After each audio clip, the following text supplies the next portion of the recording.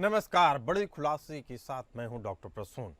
German अखबार फ्रैंकफर्टर अल्गेमाइन ने एक बड़ा खुलासा किया है। जर्मन अखबार फ्रैंकफर्टर अल्गेमाइन की रिपोर्ट के अनुसार प्रधानमंत्री नरेंद्र मोदी ने हाल के हफ्तों में अमेरिका के राष्ट्रपति डोनाल्ड ट्रंप के 4 फोन का जवाब तक नहीं दिया। यह खुलासा ऐसे समय सामने आया है जब भारत और अमेरिका के बीच व्यापार विवाद गहराता जा रहा है। जर्मन अखबार फ्रैंकफर्टर अल्गेमाइन के खुलासे ने अंतर्राष्ट्रीय स्तर पर अमेरिका भारत के रिश्तों में हलचल बढ़ा दी है। जर्मन अखबार फ्रैंकफर्टर अल्गेमाइन की रिपोर्ट के अनुसार प्रधानमंत्री नरेंद्र मोदी ने हाल के 4 हफ्तों में अमेरिकी राष्ट्रपति डोनाल्ड ट्रंप के 4 फोन का जवाब तक नहीं दिया।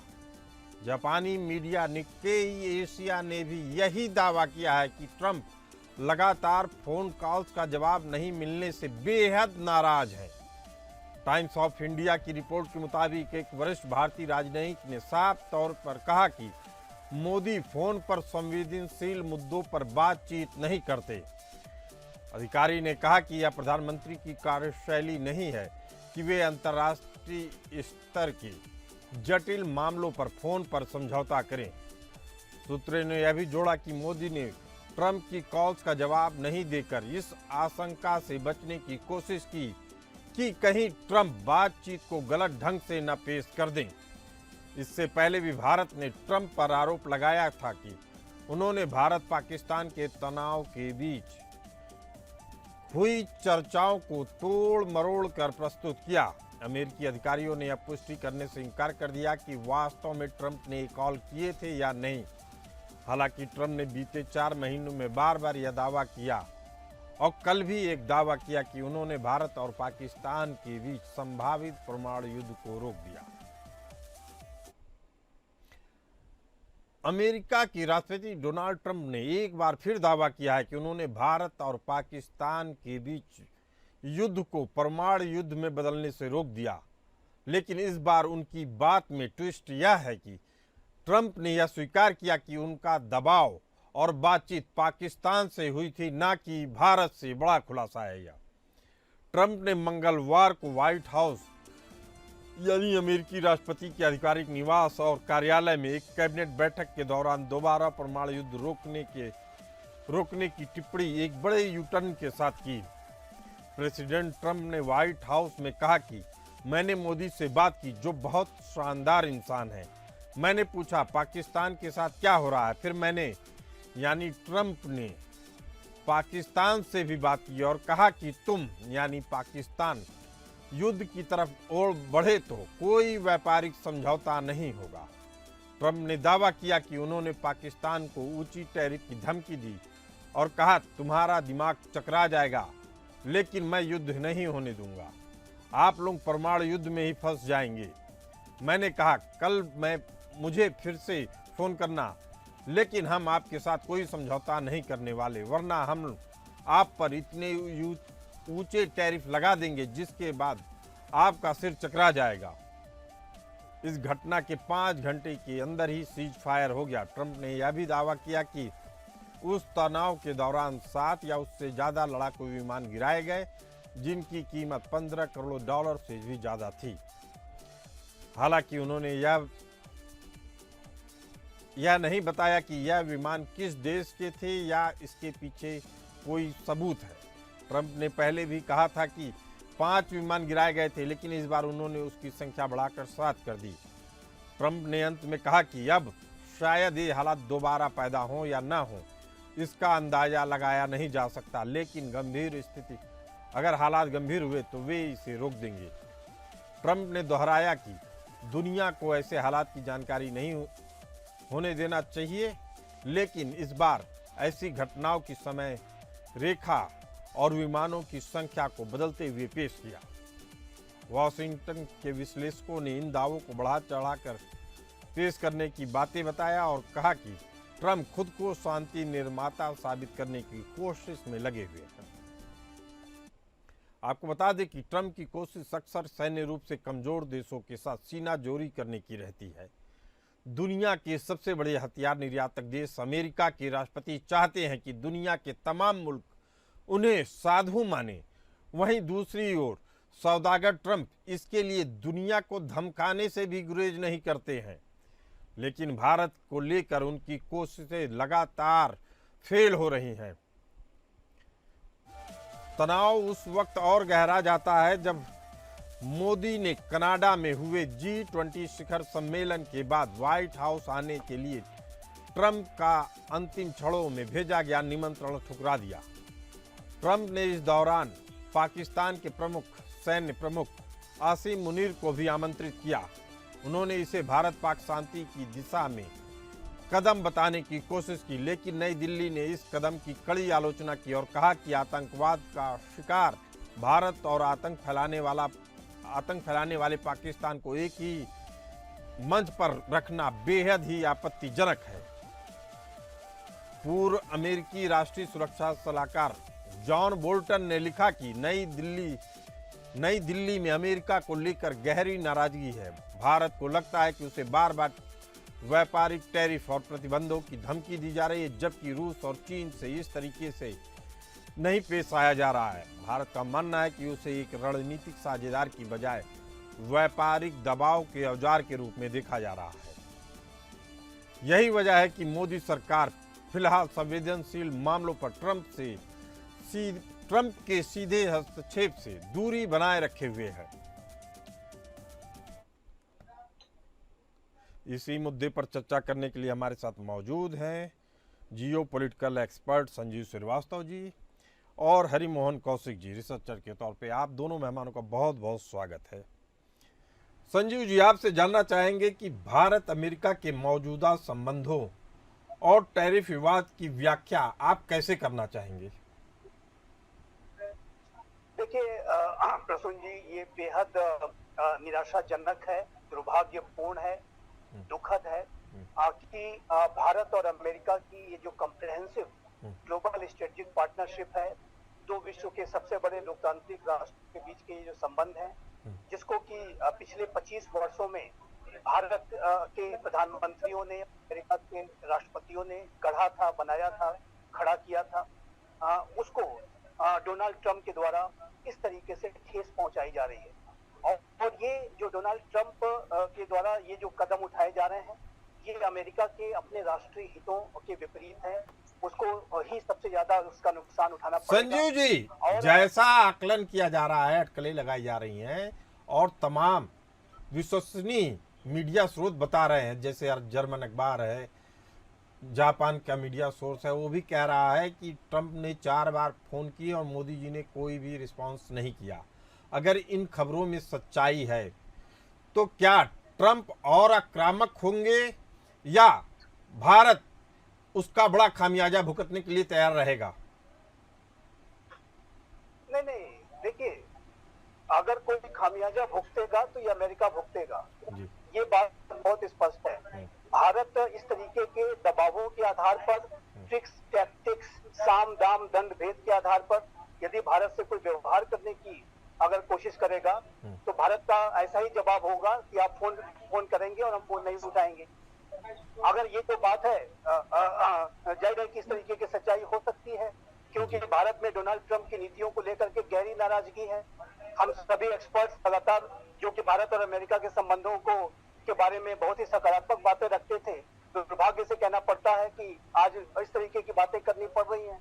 और हमने तो ऐसा सोचा नहीं था। मैंने तो कितने आर्टिकल्स लिख डाले हैं जो कि भारत और अमेरिका की गहरी होती हुई स्ट्रेटेजिक पार्टनरशिप की कॉम्प्लीमेंट अमेरिका के पूर्व एनएसए जॉन बोल्टन कह रहे हैं कि अब जो संबंध पिछले 20-25 साल में बनाए गए थे भारत और अमेरिका के बीच में, एक अलग लेवल पे साझेदारी थी, अब टैरिफ विवाद के कारण इस पे ऐसी चोट लगी है कि दशकों तक ना अमेरिका इन चोटों से उबर पाएगा ना भारत।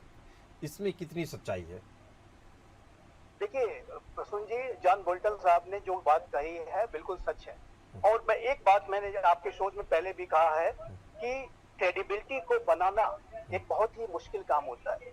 क्रेडिबिलिटी बनती है, कठिन परिश्रम लगता है, खून पसीना लगता है, तब जाकर के कोई व्यक्ति अपनी क्रेडिबिलिटी बना पाता है, कोई राष्ट्र अपनी क्रेडिबिलिटी बना पाता है। और अमेरिका के संबंधों को पिछले 20 वर्षों में इसको बनाया गया है, कंस्ट्रक्ट किया गया है। एक विश्वास के का जो संकट है भारत और अमेरिका के संबंधों के बीच में था, उसको दूर करने की कोशिशें की जाती रही हैं। लेकिन फिर इस तरीके का व्यवहार उन्होंने किया है डोनाल्ड ट्रंप ने, बेहद आत्म केंद्रित, बेहद self centric, cost benefit analysis, कुछ चंद डॉलर्स के लिए आप जो है अपनी क्रेडिबिलिटी, अपनी साख पर दांव पे लगा दिया है। इसकी तो भरपाई कर पाना आने वाले राष्ट्रपतियों के लिए बहुत मुश्किल साबित होगा। और अमेरिका और भारत के संबंधों के बारे में जो सवाल पहले उठाते थे, क्रिटिक्स उठाते थे कि अमेरिका पे आप कितना भरोसा कर सकते हैं, जाहिर है कि अमेरिका इस तरीके का व्यवहार अगर दिखा रहा है तो जाहिर है कि इसके ऊपर आप भरोसा नहीं कर सकते। मुझे लगता है कि ऐसे दौर में दुनिया का कोई भी देश अमेरिका पे भरोसा नहीं कर पा रहा है। जैसा कि हमने अपनी रिपोर्ट में भी बताया, अमेरिका सैन्य रूप से कमजोर देशों को निशाना बनाता है, इसीलिए उसकी कार्रवाई अभी तक चाइना और सोवियत रूस के खिलाफ उस तरीके से नहीं दिख रही है जिस तरीके से भारत के खिलाफ दिख रही है। हालांकि जो खबर आ रही है कि डोनाल्ड ट्रंप के 4 फोन को मोदी ने 4 हफ्तों से नहीं उठाया, ये एक बड़ा संकेत है। दुनिया कैसे देखती है, आपको बताया कि चीनी अखबार ग्लोबल टाइम्स ने लिखा है कि ऐसा लगता है बढ़ते व्यापार विवाद ने प्रधानमंत्री मोदी को परेशान कर दिया है, जिन्होंने, जैसा कि एक जर्मन अखबार ने दावा किया है, हाल के दिनों में अमेरिकी राष्ट्रपति के 4 फोन कॉल्स लेने से इनकार कर दिया। हरिमोहन कौशिक जी मौजूद है हमारे साथ। हरिमोहन कौशिक जी, वह कह रहे हैं कि मोदी जी ने फोन इसलिए नहीं उठाया चूंकि अब वह खुद ट्रंप के इस रवैये से नाराज होकर, हैरान परेशान होकर अब उनसे बात करना छोड़ दिए हैं। थैंक यू सर, आपने मुझे बुलाया और एक इतने अच्छे टॉपिक पर डिस्कस करने के लिए मुझे इस लायक समझा। मैं एक चीज ये कहना चाहूंगा कि ये ऐसा विवाद आर्टिकल 370 से पहले थी। अप्रोक्सीमेट मैं एग्जैक्टली डेट नहीं बता सकता, लेकिन आया था 370 से पहले। जब जापान के अंदर पिछले वाले ट्रंप के कार्यकाल में मोदी जी और ट्रंप जब मिले थे, तो ट्रंप ने जापान के अंदर एक स्टेटमेंट दिया था कि मोदी जी कश्मीर का मामला रिजॉल्व करवाने के लिए, मीडिएशन करवाने के लिए मुझसे कह रहे थे और मैं तैयार था। बाद में हमारी गवर्नमेंट ने क्लैरिफिकेशन ये दिया, साफ कह दिया था कि हमने ऐसी कोई डिस्कशन नहीं की। हाँ, कुछ टर्मिनोलॉजी का चेंज करके मेडिएशन की जगह मेडिटेट करवाने का मामला सामने आया। बहुत से लोग कहते हैं कि ट्रंप उसको एक्सजरेट करने की कोशिश कर रही है। मैं ऐसा मानता हूँ कि ट्रंप एक्सजरेट करने की कोशिश कर रहे थे या नहीं, लेकिन हाँ, क्या होता है, अपनी बढ़ाई का भूखा एक इंसान जो है वो बहुत जल्दी झांसे में आ जाता है। और हमारे जो प्रधानमंत्री हैं वो इस चीज को बहुत अच्छे तरीके से समझते हैं कि ट्रंप एक बढ़ाई का भूखा और बहुत ही, जिसे कहते हैं, बड़बोला इंसान है, जिसे थोड़े से शब्दों के हेरफेर से काफी कुछ कंफ्यूज किया जा सकता है। लेकिन वो फ्रस्ट्रेट भी जल्दी होती है और उसकी सबसे बड़ी समस्या भी फ्रस्ट्रेशन ही है। मुझे ऐसा लगता है ये चीज हमारी सरकार जो पहले से जानती है, दोबारा से उसने इस चीज के ऊपर काम करना शुरू कर दिया। और कहीं ना कहीं जो टैरिफ वॉर ट्रंप दुनिया से की तैयारी कर रहा था, इसमें हमें समझना पड़ेगा कि इंडिया का नंबर आना ही आता। अब सवाल ये था कि इंडिया ने उसे कैसे हैंडल किया। तो बार अमेरिका की तरफ से एक स्टेटमेंट आता है कि इंडिया का जो जवाब है वो काफी ज्यादा ठंडा होता है कि ठीक है, देखेंगे, इतनी जल्दी क्या है, देखेंगे, और मामले को आगे बढ़ाने की तरफ ज्यादा रहता है। इसका मतलब ये कि we are not taking Trump very seriously और सो सीरियसली। यही चीज ट्रम्प को फ्रस्ट्रेट कर रही है, यही चीज अमेरिका को फ्रस्ट्रेट कर रही है। ये काम पहले चाइना ने किया था, मतलब चाइना ने भी किया हुआ है। चाइना से शुरू में चाइना कर रहा था, बहुत तैयारियां कर रहा था, लेकिन ट्रंप के आने के बाद चाइना ने जब रिएक्ट करना शुरू किया तो ट्रंप ने उसके सामने लगभग सरेंडर कर दिया। पुतिन से मिलने जाने का मतलब ये है कि ट्रंप ने पुतिन के सामने सर, और अगर मैं नहीं मानता कि अगर होगा, ये पक्की बात है, बस वो लीक हो गई है। 4 कॉल्स आई, बहुत ज्यादा शोर, मतलब बहुत ज्यादा तूफान आ रहा हो, लेकिन फिर उसके अलावा भी कुछ जगह पर शांति हो, यानी लड़ाई बड़ी जबरदस्त चल रही है फिर भी शांति। इसका मतलब अंदर खाते बहुत जबरदस्त कोशिशें हुई हैं, बस कोई झुकने को तैयार नहीं है और कोई बोलने को तैयार नहीं। ये 4 फोन कॉल्स उसी चीज का प्रूफ है कि हाँ, ट्रंप मोदी से बात करना चाहते हैं कि देख मैंने तेरे को इतना प्रेशर क्रिएट कर दिया, तुम मेरे से किसी तरीके से बात करो और मैं तुम्हें कुछ कंसेशन दे दूंगा। मोदी जी ने उसको साफ फोन उठाना उठाकर साफ रिप्लाई दे दिया कि अपनी कंसेशंस अपने पास रख और अभी और टैरिफ लगाने में लगा, हम तो ऐसे ही चलेंगे, हम ऐसे ही करेंगे, जो देश हित की बात है वही करेंगे। बेहद अहम बात कह रहे हैं आप। गार्जियन के डिप्लोमेटिक एडिटर पैट्रिक विंटोर ने एक लेख में लिखा है कि ट्रंप के टैरिफ पुराने गठजोड़ों को फिर से आकार दे रहे हैं। उनका मतलब है कि जिस तरीके से भारत रसिया के पहले संबंध थे, अब वह फिर से पुनर्जीवित हो रहे हैं और उसी लेवल पे, चाहे रक्षा समझौते हो चाहे रणनीतिक साझेदारी हो, उसी लेवल पे पहुंच रहे हैं। उस पूरी साझेदारी से अमेरिका बाहर होगा। उनका कहना ग्लोबल साउथ अपना रास्ता खुद बना रहा है। उनका मतलब है कि पाकिस्तान अमेरिका की जगह चाइना से पहले से ही साथ में है। वह किसी भी कीमत पे चाइना को नहीं छोड़ेगा, भारत रसिया को नहीं छोड़ेगा, अमेरिका इस पूरे रीजन से आउट है। ये विश्लेषण कहां तक कुछ समझते हैं हरिमोहन कौशिक जी आप? ये हम इसे कि बिल क्लिंटन जब इंडिया आए थे, अगर वो सन याद सही से मैं बोल पा रहा हूँ 2000 के अंदर, तो जब बिल क्लिंटन भारत आए थे तो उन्होंने एक स्टेटमेंट दिया था कि उनसे सवाल पूछा गया कि उन्होंने तो न्यूक्लियर टेस्ट कर दिया, फिर भी आप यहाँ आए किस तरीके से? तो उन्होंने कहा था जितना हमारी पूरी पॉपुलेशन है उतना इंडिया का मिडिल क्लास है और हम इस मिडिल क्लास को इग्नोर नहीं कर सकते। वो स्टेटमेंट, मेरा ऐसा मानना है, इंडिया और अमेरिका के रिलेशंस को रीडिफाइन करने और चाइना जैसे राइजिंग सुपर पावर को काउंटर करने के लिए एक इम्पोर्टेंट माइलस्टोन है।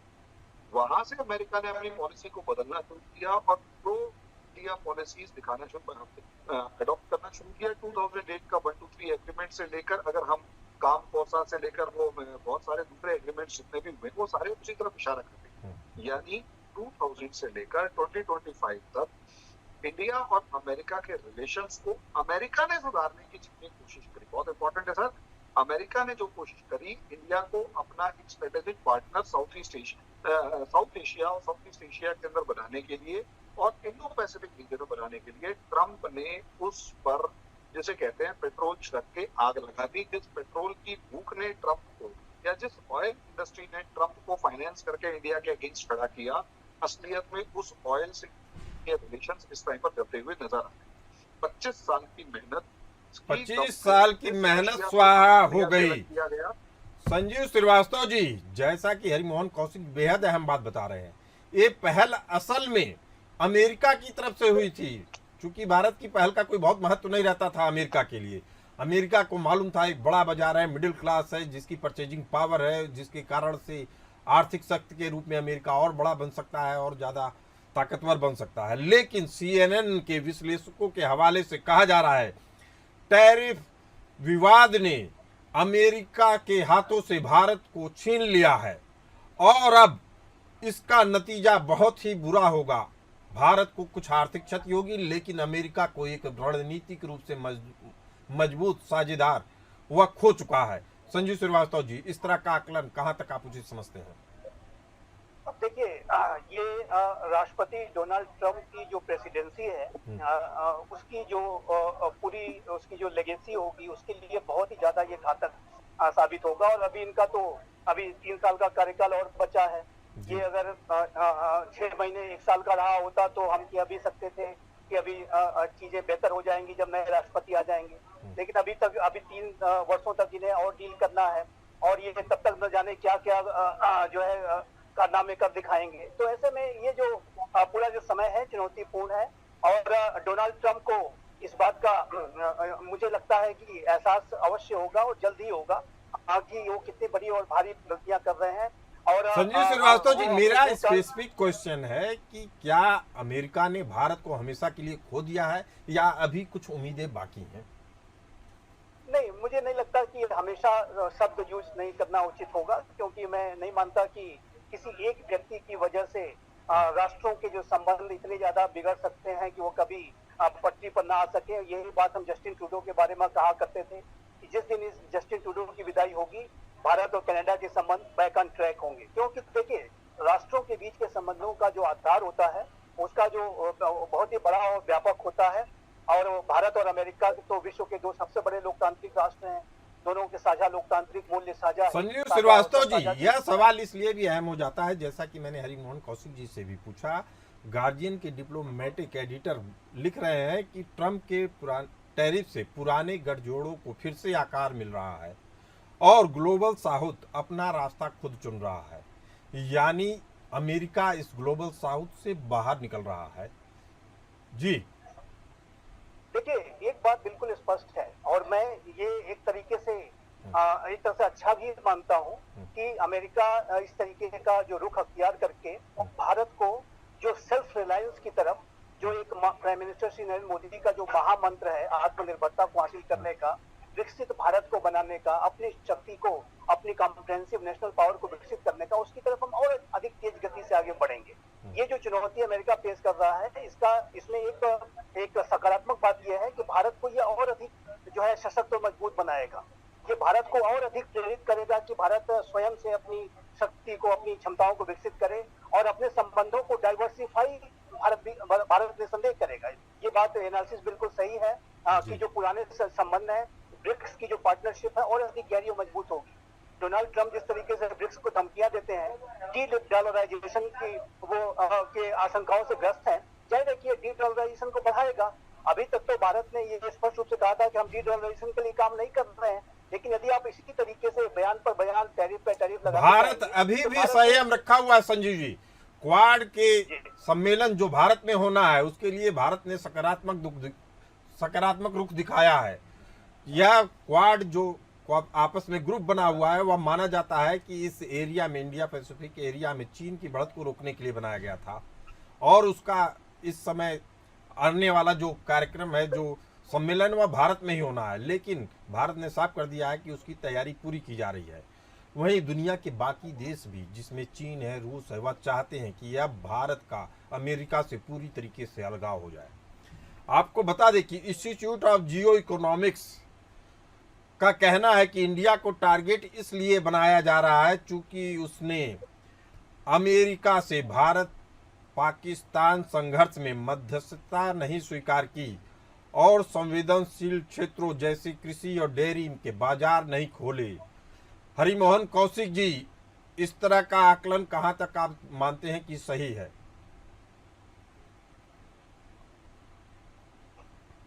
सर, मैं थोड़ा क्वेश्चन एक बार दोबारा पूछना चाहूंगा। इंस्टीट्यूट ऑफ जियो इकोनॉमिक्स का कहना है कि इंडिया को केवल इसलिए टारगेट बनाया गया चूंकि ट्रम्प मीडिएशन करवाना चाह रहे थे भारत और पाकिस्तान के बीच में, लेकिन भारत ने ये मौका नहीं दिया उनको और संवेदनशील क्षेत्रों जैसे कृषि है, डेयरी है, उसके बाजार नहीं खोले। इसी के कारण से चिढ़ है उनका, और बाकी रूस, चाइना तो बेकार की बातें हैं। जी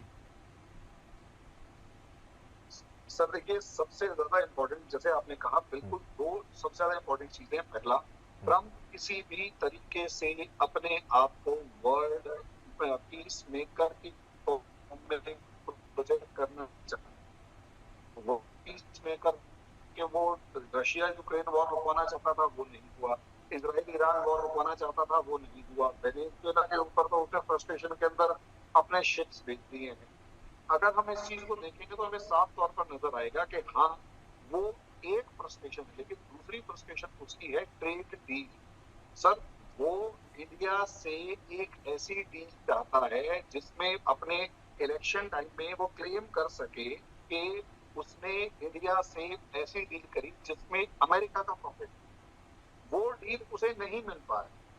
दूसरा, जिस तरीके से आपने बिल्कुल सही कहा कि वो डेयरी प्रोडक्ट्स को इंडिया के अंदर इम्पोज करना चाहता है और बहुत ताकतवर तरीके से इम्पोज करता है, वो भी उसे नहीं मिल पा रहा क्योंकि इंडिया उसमें टस से मस होने को तैयार नहीं। और शुरू से हरिमोहन कौशिक जी, आप बेहद अहम बात कर रहे हैं। ट्रम्प की कोशिश थी कि केवल वह जीते, भारत हारे। विन विन वाली सिचुएशन नहीं रखना चाह रहे थे और भारत इस स्थिति को स्वीकार करने को तैयार नहीं है। लेकिन इसके बाद एक नई स्थिति तैयार होती है, लूज लूज वाली, यानी तुम भी हारे, हम भी हारे। भारत की जीडीपी में हो सकता है कुछ कमी आ जाए, लेकिन अमेरिका को भी बड़ा झटका लगने वाला है 1-2 साल के अंदर ही। संजीव श्रीवास्तव जी, क्या जियो पॉलिटिकल एक्सपर्ट, दुनिया भर के जियो जियोपॉलिटिकल एक्सपर्ट जब इस तरह की चेतावनियां दे रहे हैं, तो आखिर ट्रंप को ये बात क्यों नहीं समझ में आ रही है?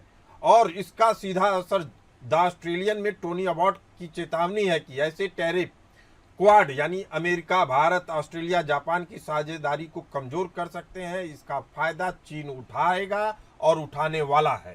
संजू जी। देखिए प्रसून जी, मैं आपके संवादित चैनल के माध्यम से बहुत स्पष्ट रूप से कहना चाहता हूं कि डोनाल्ड ट्रंप यदि ये सोच रहे हैं कि वो इस तरीके का पुल एंड प्रेशर करके, साइकोलॉजिकल वॉर करके भारत को झुका लेंगे, भारत से कंसेशंस ले लेंगे और भारत के जो कृषि का जो क्षेत्र है, डेयरी का जो क्षेत्र है, फिशरीज के जो क्षेत्र है, भारत उस पर कोई रियायत दे देगा, तो ये डोनाल्ड ट्रंप भूल जाए, ऐसा नहीं होने जा रहा है। और भारत के प्रधानमंत्री श्री नरेंद्र मोदी ने और कहीं से नहीं, लाल किले की प्राचीर से इस बात को बहुत स्पष्ट रूप से कहा कि इसके लिए चाहे कोई भी कीमत भारत को चुकानी होगी, भारत इसके लिए तैयार है। लेकिन भारत शायद ऐसे ही बयानों के कारण हर भारतवासी का छाती जो है वो चौड़ा हो जाता है। वह देश के लिए अपने संपूर्ण त्याग के लिए तैयार होता है। आप दोनों मेहमान इस खास चर्चा में आए, दोनों का बहुत बहुत धन्यवाद। फिलहाल इस चर्चा में इतना ही। हमें दीजिए इजाजत। चलते रहिए एपीएन न्यूज के साथ।